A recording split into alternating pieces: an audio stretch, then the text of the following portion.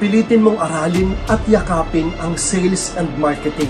Ngayon pa lang, kahit nasa high school o college ka pa lang, pilitin mo na tong pagkakitaan para matulungan mo ang mga magulang mo. Yan ang magiging pundasyon mo sa pagtatayo mo ng sariling negosyo pagdating ng araw. Kaya mo yan.